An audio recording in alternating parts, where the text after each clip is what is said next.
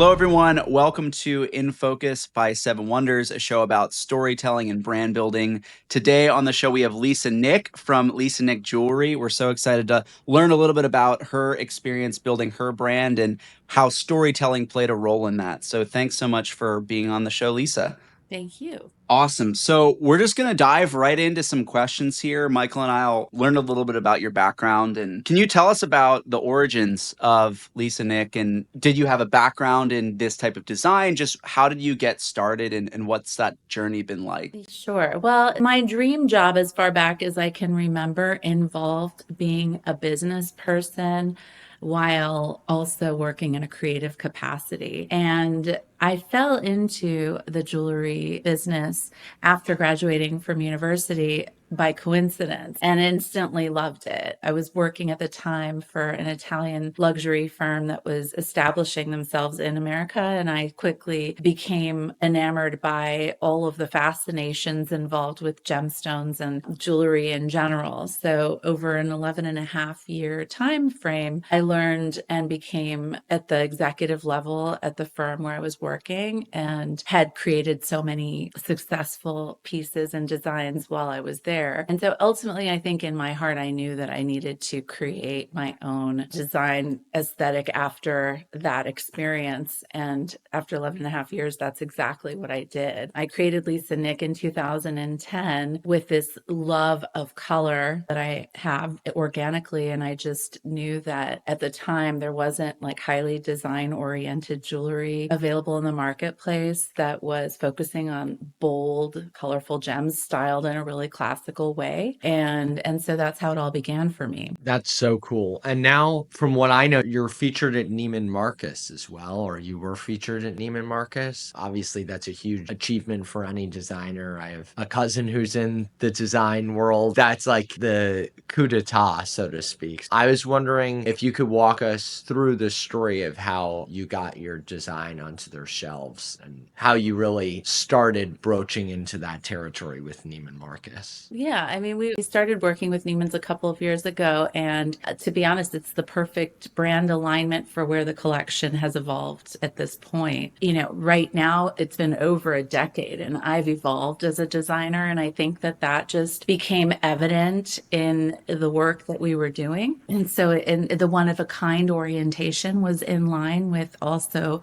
the direction of high luxury that Neiman Marcus wants to take and is taking. But I will say, like, also at a certain point in the evolution of my brand creation and building, our digital assets made and marketing made a big impact and really defined, it started to define what the brand is. So when that enabled people to see the work we were doing on a more macro level, I think it was inevitable for this partnership to occur because my aesthetic appeals to the same luxury customer that shops there that's craving something new constantly. And I think that Neiman's is so great to work with because they really are masters at cultivating newer designers. That's kind of how that happened. I'm curious, when you're pitching a brand, right, like Neiman Marcus to get onto their shelves, what's the story that you tell to them in terms of like how you want to get onto their shelves and how the brand's evolved and all that stuff? Or do they come to you? I mean, the dialogues are always taking place, right? But I feel like honestly, that storytelling that you're describing is done through the brand's digital communications and the brand's website and the brand's lookbook and all of these assets that we've, as I mentioned, been creating at a higher level in the past few years. I think that's what created the dialogue. You know, these people understand pictures, and when they're being sent around and viewed and there's positive response to what people are seeing, then there's a curiosity of what are these people doing? I remember my husband said, you know, oh, just keep shooting, keep making things, put it out there and see where it goes. Well, I'm realizing that where it goes is you do create and show your work, and then people come forward. What is this person doing? What's going on over there? There's some interesting, innovative ways to present work happening here. We ought to take a look at this. And then there's confidence built into that as well. So it's not like I was pitching, you know, please, you know, bring me on board. It was more kind of like them looking for new things and me being ready, you know, that kind of aligned. And it was just, I was so ready that when when it happened, I knew exactly strategically what we wanted to do in the partnership. So That's so fascinating. Isn't there's that quote that's like, luck is opportunity meets preparation. Like if you're putting things out into the world consistently at a high quality, people will find you and you'll be ready to take advantage of that opportunity. We talk about storytelling in terms of digital assets and branding. Can you talk a little bit about how storytelling plays a role in your products themselves? I know obviously our collaboration, the first collaboration we did was a lot about appealing to a very specific type of personality in the let's play concept, folks that can wear this jewelry doing the activities that they love doing. And I know that when you approached us, a lot of that story was built into some of the jewelry. So can you talk about what the psychology of that is, or the process involved? sure. I mean, I guess it starts with describing the influence in my design process and where that comes from. And really, as a designer, it's based upon what I see and interact with every single day. Living and having grown up in California, having lived in New York for so many years, I represent an international traveler personality, a woman that's on the go, a woman who's working, who is a mom, who's also very active with her friends, and who wants to look good and wants to look elevated and professional in all aspects of my activities. So with that said, I also am very conscientious of what I have to be very conscientious of what's happening in the fashion industry so that my colors are in alignment with what the fashion houses are putting out that year. Otherwise, it's hard to wear with the current fashions. So in the end, it's about the best stones that I find and the colors that I want to express a mood alongside everything that's happening around us. So I'm very connected to what other women are wearing, what other women are looking for and doing, and how they shop. With that said, there's oftentimes an influence on whatever the color of the year is, but in jewelry, I find that's not always necessarily the case. So we take these indicators, and then I trust my judgment, my core organic judgment about what I think women are going to want. And I think that's what they call someone who's really studying trend and on the forefront of trends. And it's been proven that I can almost, in advance at least, put forward a collection, and it becomes like a hot thing in the next year or so following. And the storytelling aspect is just very personal because I do look to my friends and whoever is around me to say, oh, Lisa, I like this idea and maybe you should try this, that, and the other. I really think that I'm surrounded by so many stylish women in Los Angeles and in my travels that I encounter, the collectors of our product. And they give me the feedback that fuels my passion to say, like, I think I'm going to create a line that's a little more petite or more delicate because these collectors that I'm speaking with, they want things to layer with some of the bolder items that we create. It's interesting that even across different mediums or different types of products, there's some truth that transcends, like getting feedback from those closest to you, honest feedback, ideas from those closest to you, but also in, like, I know in screenwriting, for example, there's like write what you know. And it seems like that's true for you in terms of gathering ideas from what's around you and your travels as well. Do you feel like there have been any moments where you've been like, wow, this is really cool that I was a part of this and I didn't even realize? Oh, so many moments. I mean, there's story after story. I think one of the most fulfilling parts of what I do probably creates the most passion in my design is knowing that I'm forever part of someone's special moment, someone's anniversary, an heirloom of someone passing along a piece of jewelry to their loved one, weddings, of course, but also just, receiving an honor. I mean, it's really wonderful. And so some of the fun, not to mention names, but being in Los Angeles, we are surrounded by many artists that are on the red carpet and things like that. So it's fun to see the work represented and selected among a sea of options in those circumstances. Like right now, we have a pair of earrings from our Golden Dreams collection, similar to what I'm wearing, and they're on display at the LA Grammy Museum because the outfit of the woman who wore them is on display from when she won Song of the Year. And so it is fun to go and see them there and to say, like, how did this pair of earrings end up here? And then we've had phone calls that I sometimes wonder, is this really a real phone call? And we get solicitations all the time from artists saying, oh, I love your jewelry. I saw it. Can we get a closer look at? And I'm like, is this person really calling us right now? The most exciting part has been the video work that we've been doing because it brings the jewelry to life. I can't explain it. It's pictures on a page are great, or pictures on a screen, but when you see the work in motion, and so much of social media nowadays is dependent on video and reels and whatnot. And so when you see the models kind of in action, in motion, wearing the pieces and maybe having a little swagger or attitude, it's lovely. It brings a new dimension to how we present our work. You heard it here on record, everyone. Lisa says that video is important. I mean, I think that that's undeniable. Can you talk a little bit about, earlier in the conversation, you mentioned your husband saying, just keep creating, keep shooting, keep putting your work out there. Obviously, even before working with us, you'd been doing a great job of putting photography out there and video clips and whatnot. But how long did that process take before it started to click? Like, doing it consistently, how important is that to starting to get noticed? It's so important. I mean, it really is going to take a moment for me to explain. Before we were doing this kind of work, filming, it was strictly photography that we were focused on, or homemade types of videos. And those organic videos are great. They're fine for stories and all that. But when you're building a brand, and we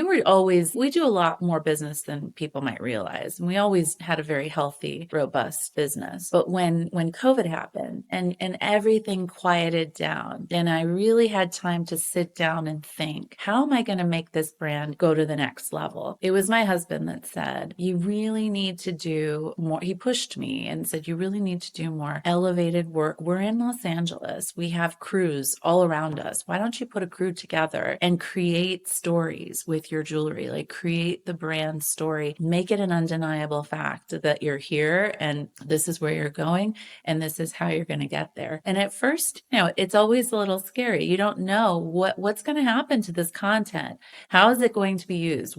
Is it going to be a complete waste of time? You just don't know. But in my case, I took this leap of faith, the ideas together, and did research and went for it. And I'm just going to repeat, I think that it was a total game changer because people find you, they don't need an explanation. Now that I have this content and that I've sort of become known for creating this unusual, more cheeky content that others in my category may not be doing, it's more classical, just jewelry on a model. We're getting talked about, and it's what you want as a brand, is for people to raise an eyebrow and even to say, well, how did she think of this, or why is this working for her? Why is everyone talking about this brand? And it's because you took that leap of faith to try something different and to put yourself out there in a new way. So when it starts, though, you have to keep up, and the momentum is forever going. So you have to keep always striving to create new ideas, new concepts, fresh faces, fresh jewelry. Like, it always has to move forward. Otherwise it sort of fizzles. And that's the part that I think that's the part that is the brand. The brand promise is to keep it interesting for your followers. And again, because of this content, the customers, the people that are collecting the actual jewelry, come forward because they relate. And when they say, and I love it when they say to me, you did this because of this, didn't you? I noticed you're doing this because of this. And they've figured out the brand without me saying a word, because the story's been told correctly. We've done 2 collaborations. Obviously, the most recent one I think you've posted 1 or 2 things, but it's not yet hit the Instagram or Facebook or anything from what I've seen. Can you just talk a little bit about the first project we did and like how you then use that content, like beyond what you were doing on your own prior to having it done in the way that we did it together? Yeah. So quite simply, I had this concept for a very long time that I wanted to show the jewelry in action, and that the theme would be called Let's Play. Let's play with Lisa Nick jewelry. Let's play different sports. As women, we are so empowered. Let's play different sports with the jewelry and show our dynamic selves in action. So when we did the campaign, the first round with Let's Play, I think we ended up with pickleball, a female polo player, and then 2 women playing chess and 2 women sort of playing out on the town, doing a cheers with a couple of colorful cocktails. And it's to kind of make a statement about how, first of all, the jewelry can be worn in all walks of life during all kinds of activities. It's also a statement about what kind of women are wearing this type of jewelry. And it's, I think the video is really just related to so many on a wider scale. We used it on Instagram, of course, because we needed to elevate our feed and elevate our social media presence. And I also distributed it to our retail partners so that they could do a better job of representing our brand within their environments and also evoke these emotions in the clientele that would ultimately want to collect our pieces. And the result was very clear. If you build beautiful content, your content will prevail. Your content will be used. We had several media channels ask us to use our content for their publications in order to show this elevated format as well. And those things would not have happened had we not had something to give. So, and in terms of the content creation, I repeat, my husband's always pushing me, shoot again, shoot again, shoot again. Like, but we just shot. But you do have to keep moving it rather quickly, because once you start creating, let's say you create a TV show, like there has to be that next episode to keep people engaged constantly. That's what we're trying to do now is focus almost entirely on this unique storytelling concept. The woman traveling, like that's another thing we noticed about my demographic in particular is that like she travels. The luxury consumer is going on boats and yachts and private planes, and she's attending beautiful weddings and going to exotic trips. She's been to the places that everyone's been. Now she's taking more exotic vacations and whatnot. So we have to cater to her and make her feel like comfortable with the way we present the jewelry among her fashions. And also creating this idea that I like this brand. I discovered it. None of my friends have it yet. And look, they're doing all these fun things, because like even in the first round, let's play, the 2 women playing chess is probably one of my favorite moments that we shot, which indicates 2 very intellectual, smart, empowered women playing chess, playing against each other. There's one winner, one loser. And sort of at the end of the video, the one girl knocks over the other, tips over her king in submission, but sort of that frowny face. It doesn't matter that she lost the game. She's still a winner. And then it's, Lisa Nick jewelry being worn. So Do you have any like super collectors is what I'd call them? People who have like 90 or 100% of your jewelry collection? it seems to be going that way. We have collectors all over the world, and some of these really, really luxury collectors are very loyal to the brand. I mean, anything new that comes out, they want to be notified. They want to see it first. And as I mentioned earlier, we have a one of a kind aspect to the jewelry in the collection, so that sort of it is going to go to whoever sees it and takes it first. So we try to kind of create for our collectors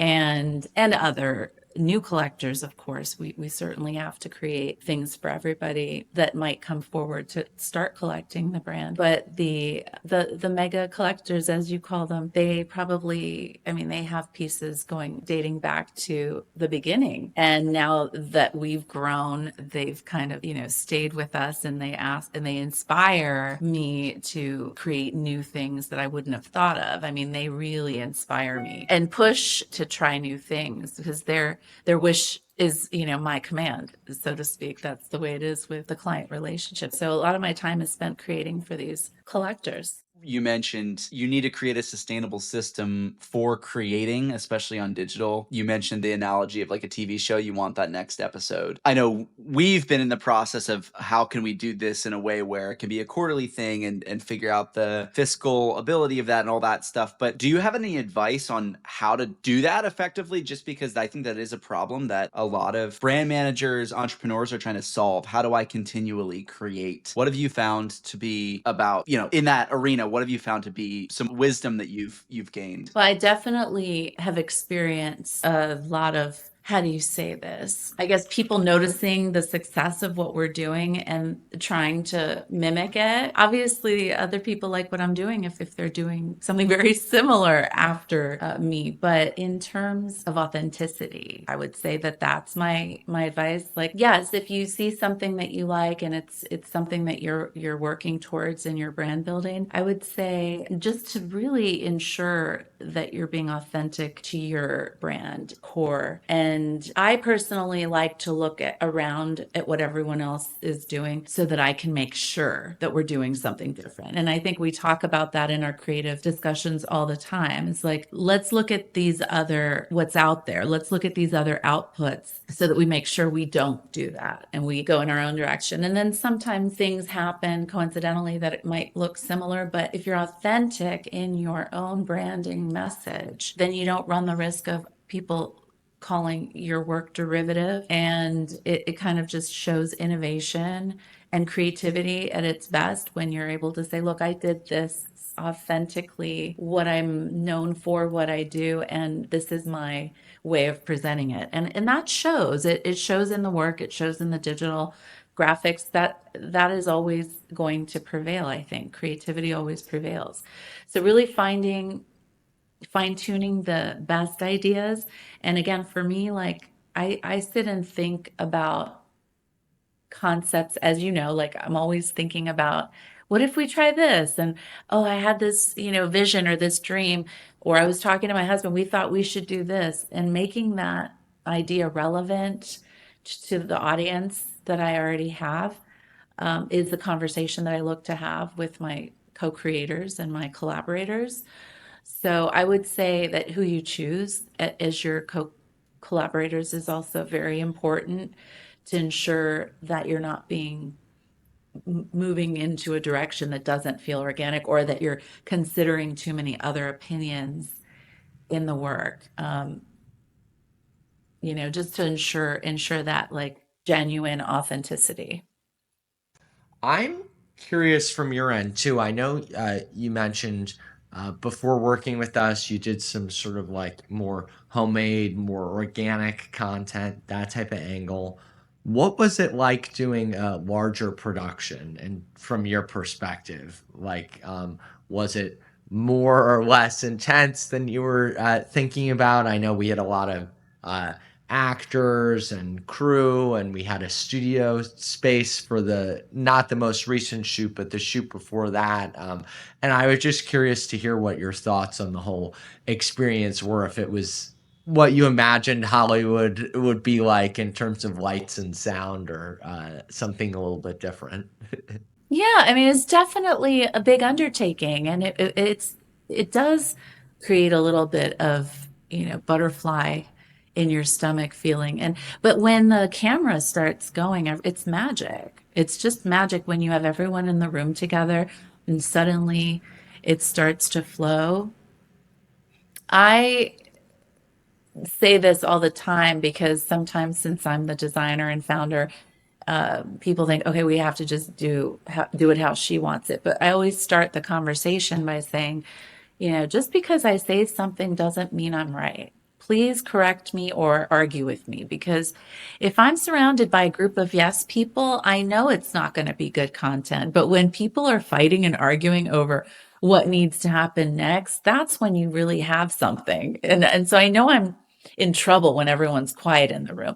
But with this experience walking in, there were some things in the beginning that I was nervous about, and oh my gosh, this is such a big undertaking. And what are we doing here? Why is this like this? Why is that like this? And then I think that temperament wise, like it's important to mesh well together and to have patience. And throughout the process, when I noticed the camera crew sort of doing their work, I realized that everyone is really an expert at what they do, and just let them do what they do and fix it later. And my husband said the same going into it, because he's also a creator and an artist. So he said, just let it be what it's going to be. Evaluate it at the end and do better next time.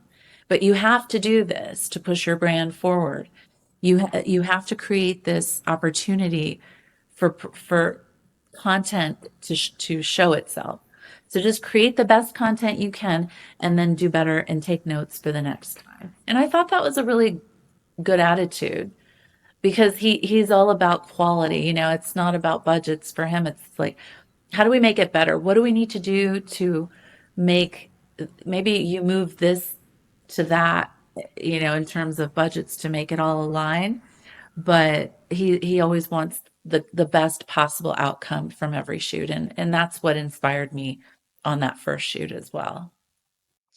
And we definitely took a lot of learnings, I know, just anecdotally from our side about, okay, this worked really well in the studio, but for this next iteration, you had voiced, you know, my brand is more has this travel aspect to it and these other aspects. And I thought the decision to then say, okay, let's find some locations that reflect that. Like, it was really cool to see the workflow evolve too, because it's, what did we learn the first time? How can we make it better the next time? And hopefully in the future, we make it even better at that time as well. So I thought that was cool. Lisa, with all this being said, I'm really just wondering what's next for the Lisa Nick brand. I mean, I could just say a few words about my vision for Lisa Nick now is to continue expanding to an international audience that is going to pose like even greater challenges in the storytelling and content.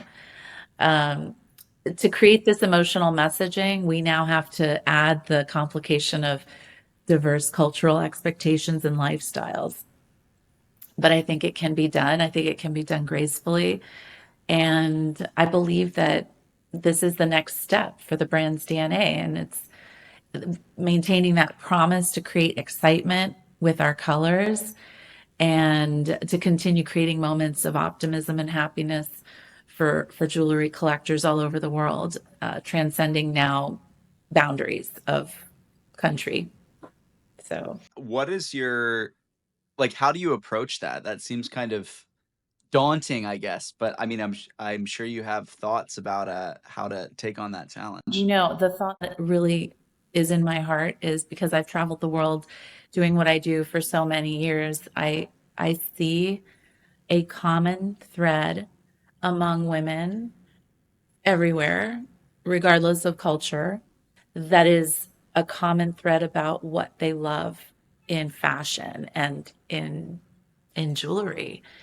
And that is the thing that I find so beautiful is that I can be on this side of the world and all of a sudden my rubelite rings are all what everybody wants to see. And then I can migrate to the other side of the world and it's the very same thing that the women want to see. So knowing that, I recognize that we as a human, our human nature gravitates towards similarities in fashion and similarities in jewelry.